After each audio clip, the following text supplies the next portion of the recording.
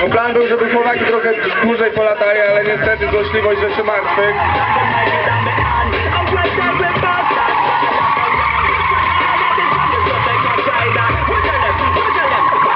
Za kółkiem siedzi Misiek, a do samochodu próbuje chyba wejść Miśka brat. Chłopaki na pewno się kochają bardzo, jak widać.